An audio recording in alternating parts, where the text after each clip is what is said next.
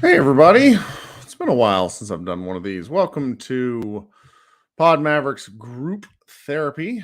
Thanks so much for hanging out with us here. It's Friday afternoon. It's a little after 3:30 on August the 4th. We are as close to the middle of the NBA dead zone off season as at any point during the year, because starting as recently or as soon as next week, we're going to have actual news stuff that we can talk about if we're so interested. With, for example, Dirk Nowitzki entering the Hall of Fame. There's going to be inching more towards the World Cup starting. Obviously, there's the friendlies going on right now, but we're just in an absolute dead zone for content, which isn't the worst thing in the world. I kind of like the break to a degree, but I also like talking a little shop with you guys. So while I'm meandering here in the beginning of this show, remember, this is our live show where if you want to participate, you go ahead and click the link, the pinned post there that's in the YouTube channel, and you can come hang out, come talk some basketball, ask me some questions. We can really talk about anything that anybody wants to at the moment. I mean, I'm sort of, I don't want to say I'm quite exactly at a loss. There's plenty of stuff that we could ramble about, particularly today. The Slovenian national team played Greece in the second of a kind of home and home with the Greece national team. Luka Doncic hurt his knee kind of on a collision. Vlatko Kankar also really got injured, which is just deeply disappointing. But it sort of goes to the whole notion of these guys are going to be playing basketball. That's one thing I think that gets lost in the discussion. So whether they're playing in basketball in front of thousands of people or on television or whatnot, they're still going to be playing, either in pickup or in practice or in situations like that. So, injuries just sort of come with it. I think it is a little bit frustrating as a Mavs fan to see Luka, and obviously a Slovenian countryman, to see your guy go down.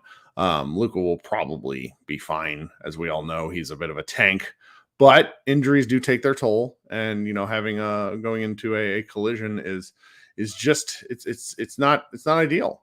So we'll see the Slovenians. Let's see here. They play a number of more games. Like, I was actually talking about this with a friend. It's the United States, I think, plays like 3 total warm-up games. The Slovenian national team plays Montenegro on Tuesday, excuse me. Then they play Spain and then USA in back-to-back days on August 11th and 12th. They play Japan on the 19th. And then the World Cup group stage starts on the 25th. So like 21 days from now. It's just, it's sort of interesting to see that volume of games for the Slovenian team. The squad this year, at least in these first 2 games, has not looked great. I sort of think they're missing, Mike Toby. They're going to have to make some interesting choices because they can only carry over 1 naturalized citizen into those games. That'll be pretty interesting. On the World Cup as a whole, I'm really kind of looking forward to it because the Canadian national team is truly outstanding.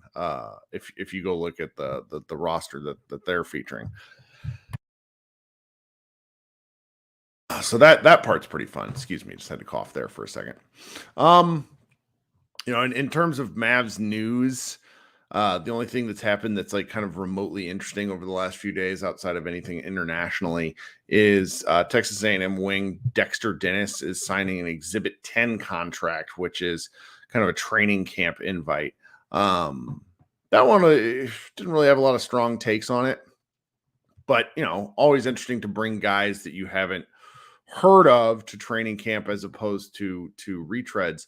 Today, Frank Ntilikina signed a kind of non-guaranteed contract with the Charlotte Hornets, which I thought was particularly interesting. I kind of figured that he had played his last game on an NBA team.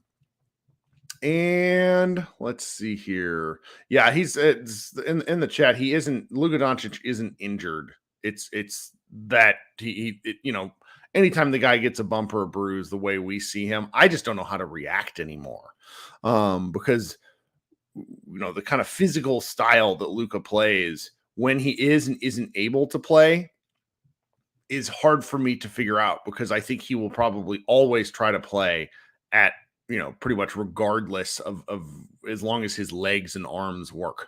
So that's sort of where we are at that moment. So, there's been some other, nicer things around the week. Josh, Bo, and I talked about it on Monday at Miles Turner's basketball camp. Rick Carlisle had a lot to say about Luka, and obviously a lot to say about Dirk, which was pretty interesting and just nice to read, kind of in the dead zone.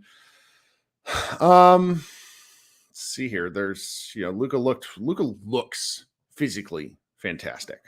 As Bernardo notes, he was playing amazing today. Luka also played fantastic the other day. He just looks, the tan is something that I don't know how to discuss without sounding weird. He's clearly been out in the sun, which good for him. I wish I could be out in the non-Texas sun and getting a little bit of that going. Physically, Luka looks as good as we've seen him. When he wears like the full length tights, which I don't know if the NBA really likes when players do that. He looks slender. There were some stories Tim Cato had mentioned earlier in the summer that Luka might have been asked by the Mavericks to consider, kind of his playing weight closer to 30 as opposed to 245, 250. I'm curious to see what sort of changes if he's interested in that angle.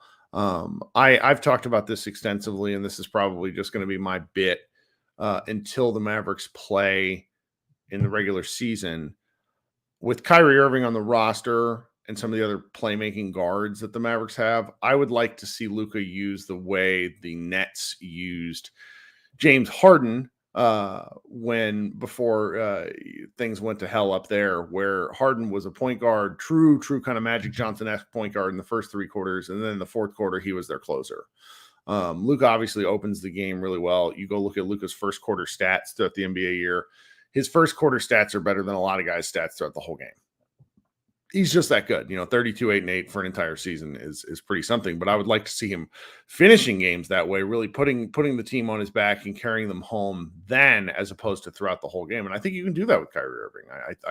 I think it's interesting. With Slovenia, they play, just due to the kind of talent disparity with Luka and everybody, compared to the rest of the team, he's going to end up having the ball a lot. But that's all right. In a 40-minute game, a lot more crazy stuff can happen. I think the shorter the game, the more likely an upset. Slovenia, I think, had like the fourth best odds for the World Cup the last time I checked, which is pretty good considering, the United States and Canada were up above them. They were ahead of teams like France and Spain and some of the other kind of longer standing international powers. So that element of kind of what we're seeing from the World Cup is pretty interesting.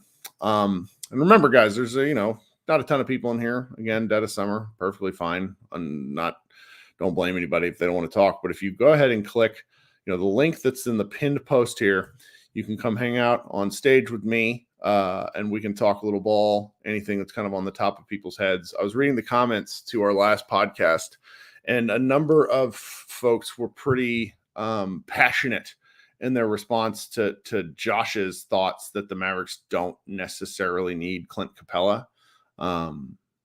I find it very interesting that I think everybody wants Derek Lively to play a lot.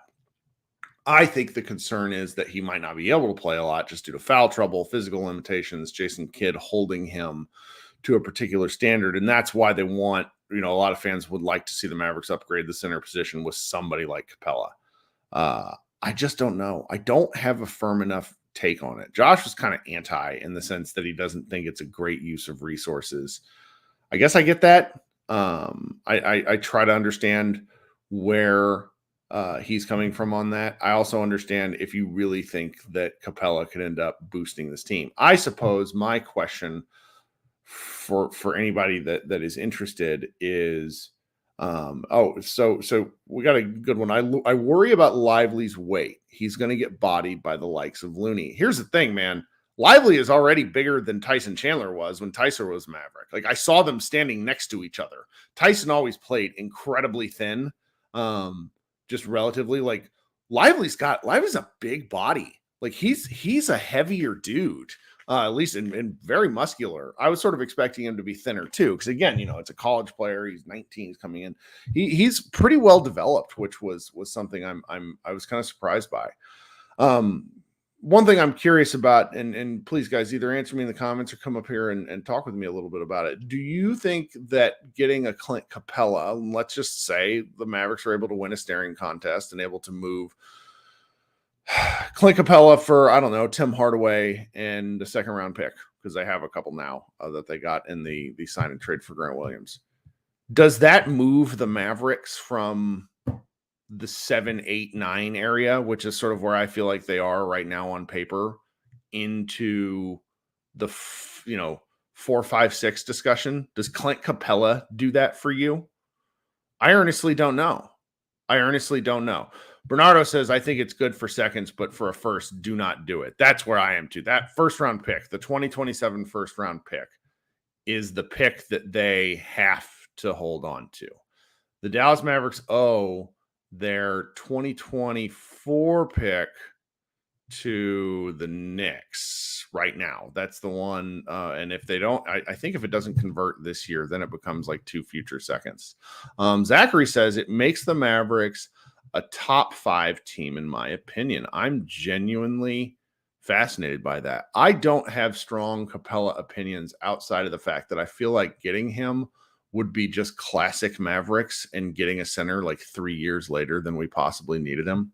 All right, we got my first guest. It's a slow day for me. Usually we got at least 3 or 4 people who want to talk. My buddy Josh here, different Josh, is in the chat. What's going on, guy?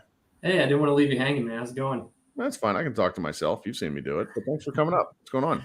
No, it's good. It's good. My wife just took our daughter with her to Kansas City for the weekend, so I've got a solo bachelor. Do you have man meal planned, like the thing you can't eat while your wife is there? I went to Costco literally an hour ago, and I bought a A5 Wagyu steak that I am defrosting currently that I plan to sauce up tomorrow night. So. That's a magnificent choice. I was also hoping for something like, I bought an entire rotisserie chicken to eat by myself. Yeah, man. So what are we thinking? Yeah, no. So the Capela thing, I think he raises our floor. I don't know if he does anything for our ceiling. Like I think. Okay. Like I think he would fill a dire need. We don't have a starting caliber center, so I don't see how he wouldn't help the roster. But I don't think we go from an 8 seed to winning the West by adding Capela. I think it's more like we might win a playoff series, have a competitive second round, and that's kind of it. But I'd be down to trade him if the price is THJ and a couple of potato chips. Like as long as I agree with you, don't touch the first, don't touch Josh Green, don't touch Hardy. Otherwise, I'd take him. Yeah, I'm wondering about the Green Hardy thing because I think at some point the Mavericks are going to have to make a little bit of a determination because I want to say it was Brian Damaris talking on Take That With You where they sort of thought like right now looking at the guard rotation, is Hardy the odd man out? And I just can't fathom that with how he ended the season. I mean, I've been pretty hard on Josh his entire career. There was a stretch of games after it was the game where kids kind of like just cut his balls off and put who was it? Holiday in. And then like you look at Josh's box score, it's like 6 games in a row where he does nothing. And then he ended out the season pretty good. But he and Hardy both ended out the season pretty well. And I don't know how you would sit either of those guys. I think they should be tethered together off the bench. I think every minute Hardy plays, I think Green should play with him because I think they complement each other so nicely in terms of playmaking, defense, shot creation, and then like like Green is a glue guy, Hardy's an ISO scorer, and I just feel like those pairing that like they can make magic happen. Where I think Josh Green could obviously start. Also, I think he could play next to Luka or Kyrie, but I just think he complements all of the weaknesses that Hardy has very nicely. And so if he's going to be relegated to a bench role, if Tim's going to start, which I think we all think so, yeah. Then I don't see like Hardy. I mean, Green will get the lion's share of the bench guard minutes, but if Hardy comes off the bench to play, I think he should be with Green because I think they fit like a puzzle piece. Like I think they fit perfectly together. I do. I think I was listening to you and Josh talk the other day, and you asked what would be the closing lineup. Yeah, that was what somebody asked, and I was like, I'm not even giving it a thought. Yeah, and yeah, you're like I hadn't thought about it, and Josh gave an answer. He said Kyrie, Luka, Green, Williams, Maxey, and I totally agree. I think Green. I know he can't guard power forwards. He can't guard up, but he can certainly guard down. So I think he can fill a small forward position a lot better than guarding up like Reggie Bullock could. I don't know. I think Green is kind of like the skeleton key. He's kind of like the bridge that can bridge the starting unit to the bench unit. And whether that's with Hardy or whether that's with Luka and Kyrie, I think he's the glue guy that can make both units function. See, with Green, I want to see him play with Luka or Kyrie because I think if he's playing with both, you don't get any of one of the things that makes Josh so dynamic is his ability to friggin' take guys off the dribble, his willingness to do weird stuff while dribbling. If Luka and Kyrie are on the floor, most of them guys are going to they're just going to be handling the ball the most of it. But that's fine. I'm interested in both of them playing. I think is what it comes down to. And if you're sort of staring at a log jam of minutes, that becomes frustrating. And that's where, for me, I'm honestly less interested in Capela and I am freeing up, like moving on from Tim, if that's what the team wants. Yeah. It was something. It's interesting because I really think they thought they could move Tim. I still think they can, but it strikes me as something that doesn't happen until the trade deadline or something like that. And then at that point, it mucks up sort of one of the things they've been building. Cause I mean, and you could, until they signed Grant Williams prior to that, I think you could make the argument that like their best four players were all guards. Yeah. I don't know. It's just kind of weird. Yeah. The lineup stuff's going to be fascinating. So I really think Omax is going to shove his way into regular starting. I really, really do. I don't know whether that's at power forward or at small forward because Kid likes to play big. And they're just oddly sized. Yeah. And he's the only guy on the team that's built like a true power forward. I guess Maxey is, but he's the only guy that I think slots perfectly into a power forward position. So I think if it's Grant Williams is the only thing in front of Omax's way to getting, significant starters minutes, then I think you'll find himself there by January or February because I think Omax's ceiling is much higher than Grant. It's just that shot. If it's going to be real, if he's going to be able to knock down the open three that Luka is going to create, because I know Grant Williams can do it. We saw him do it in the Eastern Conference Finals. So until Omax can prove that he's a not a liability on offense, I think defense is going to carry his, it's going to be his flag to plant in the ground. So I think that's right. Guys, if you could take a minute and go ahead and like the stream if you haven't, that sort of thing is pretty helpful to just the entire process here. And if you haven't subscribed to our show, I'm pretty sure everybody that's listening is a subscriber because why else would you be doing this in the middle of August? Go ahead and hit that subscription button. And then it also lets you know when we go live. Josh, you thinking anything else? I got one last. The reason I came up here, one last thing.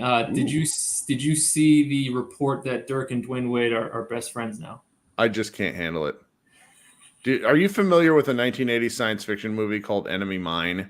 No, never heard of it. It's this movie about this human and an alien that were at war and they get stranded on a planet together and they have to figure out how to work together. It's a classic movie, but it's like I can't handle it. Like Dirk, send me that article by the way, because I saw people talking about this, but I can't actually find it.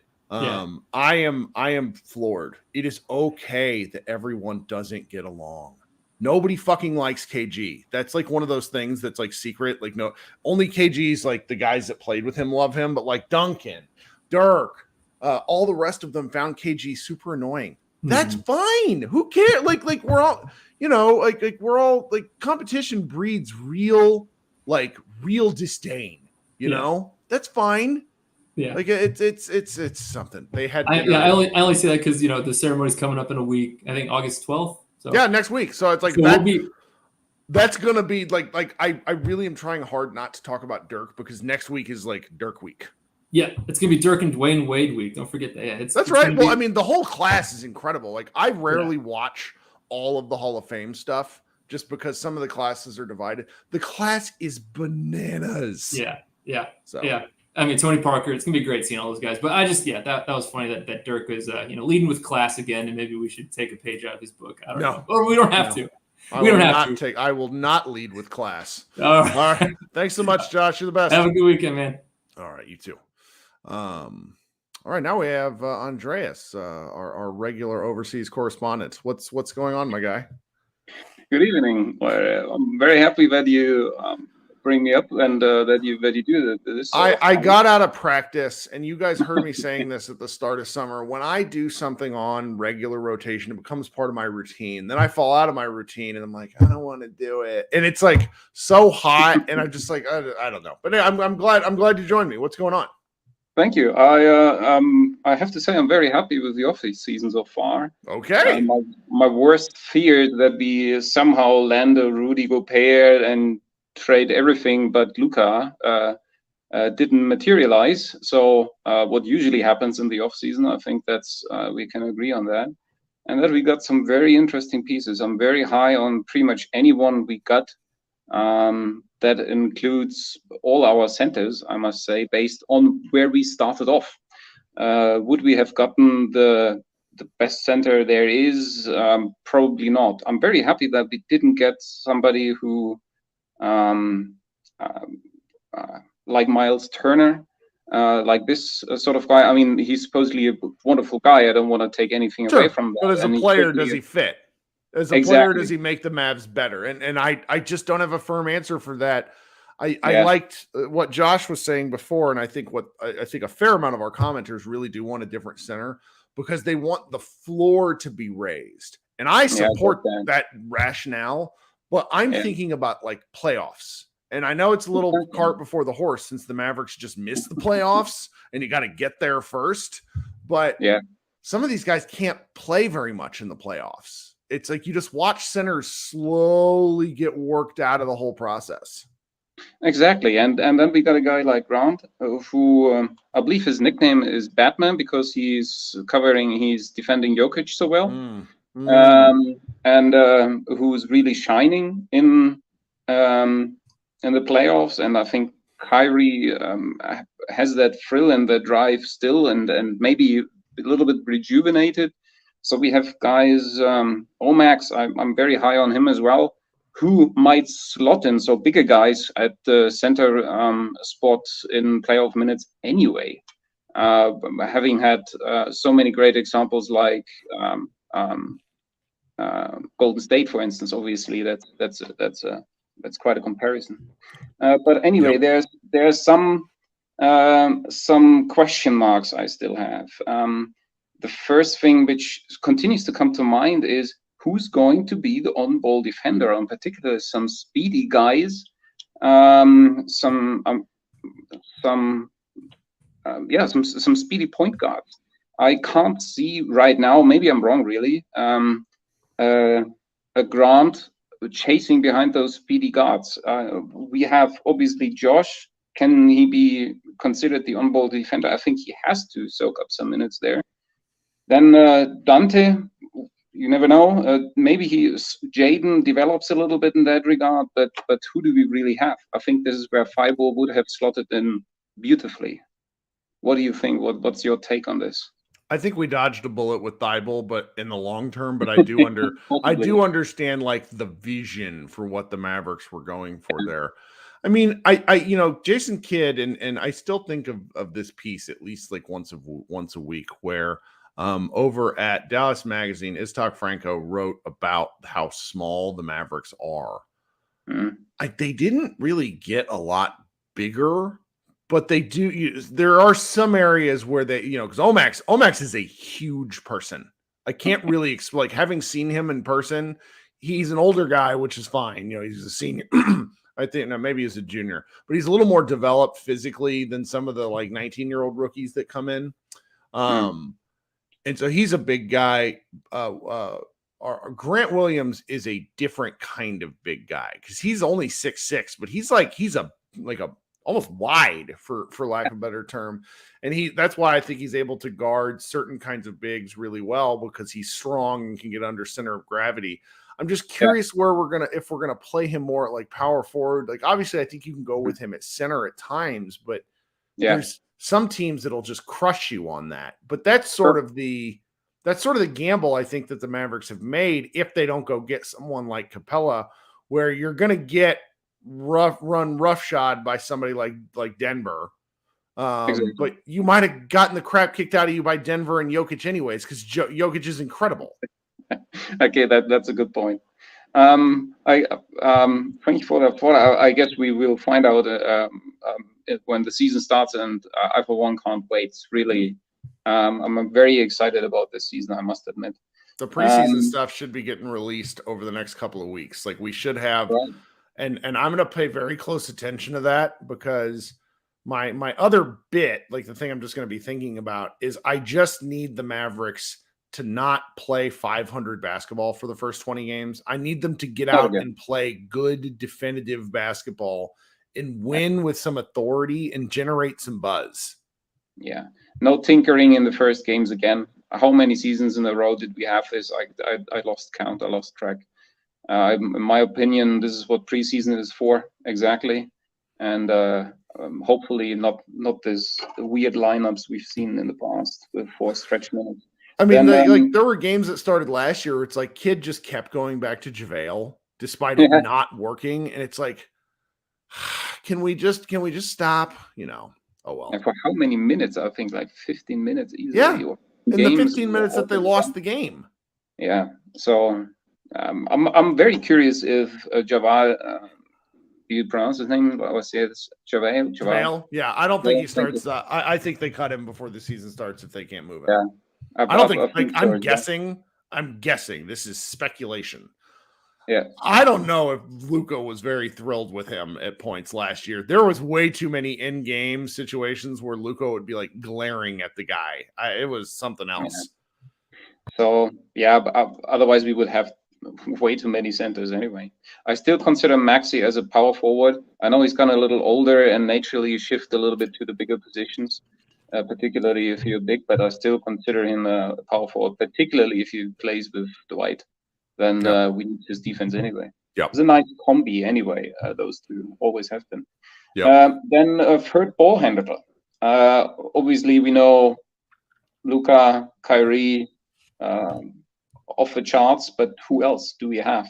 We have Zeth, who could maybe slot in a little bit. He did that on his last stints, but now he gotten older, and I'm not entirely sure if he gotten better at that point in his game. Then Dante again.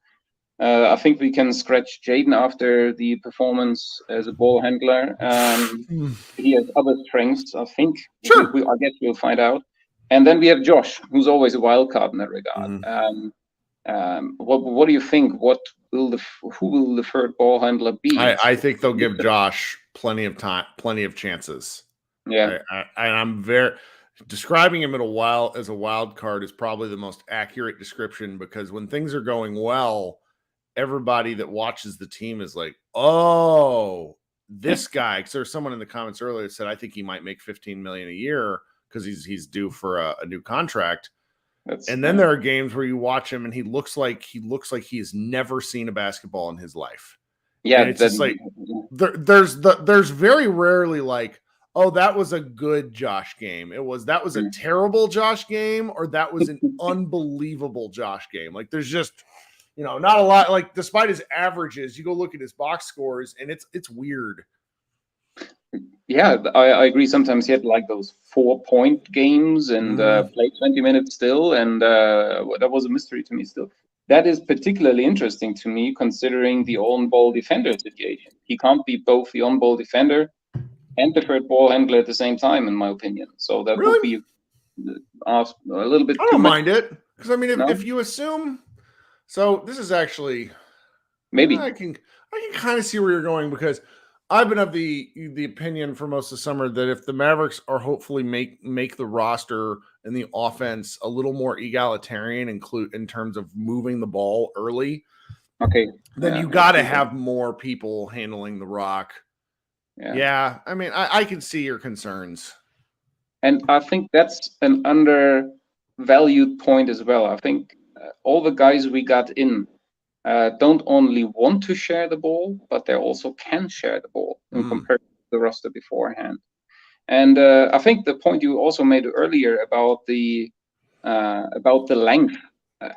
The length is only one part of athleticism. We've seen that all the time. I think Charles Barkley is the best example, obviously, for them. And obviously, it's quite a stretch to compare Grant to Charles, but they're both undersized to a degree if you want to slot him as a power forward or even as a center, particularly. Yeah. But they're crafty, they're dynamic, they have good vision, they are engaged, they want to get the ball, they dive after loose balls. This sort of situation, that's good. We didn't have this in a long time. And last thing, which popped into my mind is there are not a lot, but a few still very interesting free agents on the market. First and foremost, PJ Washington. And obviously with the situation, I just look at this right now here, we have not an awful lot, but a few guys in Charlotte. We have Kelly Oubre, I think is more of an offensive guy. But we have PJ Washington. They have a lot of those forward guys right now anyway. What do you think? Is there even a tiny chance that we can snatch him off? And would he be a good fit still, considering where we are with this roster? What's your thought on this? Well, the Washington stuff is the most difficult to talk about to people that aren't extremely into the league because he's obviously very good. So him not being signed is confusing until you really have to get into how contracts work. And I wouldn't be shocked just because the situation in Charlotte is weird. I wouldn't be shocked if he's one of the first guys in a long time to sign that 1-year tender and then hit the market next year as a true free agent because he wants a significant amount of money. And I think he's good enough for it. Josh Bowe has been advocating that the Mavericks, by hook or by crook, try to find a way to get him. But they just, they just don't have enough. And that would be kind of an incredible cap on how things ended. If they were able to come up with him, but I don't really see it. And then you had one more free agent that you said. Oubre. Then Oubre, that's right. I think he's in some regards, when you consider his play, I don't think his personality, but definitely his play, comparable to Timmy. Is that a fair comparison in terms of more offensive focus? I think he's definitely more offensive focused. The reason he's not under contract is, from what I am understood, is that his vision of himself and what he's capable of doing and what the teams are seeing from him, very wide gap. and he's like he's an incredibly, this is a weird thing, but he's like an incredibly handsome man. Like his confidence is like off the charts. He said there was a story I saw last week about how he was he says that he was too prideful to ask Michael Jordan for a specific pair of shoes. It's like, why? We're playing for Michael Jordan. Go ask. What are you doing? He's a bit of an odd duck. And I think that's why he hasn't been signed to date. That's quite possible. I think that's the reason why a lot of guys still on the contract in the NBA anyway, because they have such likable personalities. Sure. I mean, Christian Wood is still unsigned. Like, and he's a good functional player. There's just an element of this to where if you're really truly one-sided as a player, like if you can't play defense, then teams have a much harder time signing. Like you have to bring multiple things to the table if you're not guarding. And I remember, was it you or was it Josh saying that you can imagine that he comes back to the Mavs under minimum contract, 1 year, something in the end of a season now? Probably me. Nothing would surprise me with Wood, but I just don't know. I don't know. Yeah, I guess we will see and find out. Very interesting few days ahead, I think. Still got just a couple more weeks of us, being kind of bored Yeah, But there have been, there's enough stuff on the calendar, like the Dirk thing next week for any German fan and any Maverick fan, I think is pretty important. I think then the World Cup stuff, the World Cup games are going to be great. They're Philippines are just such a basketball enthusiastic country. I just think it's going to be great.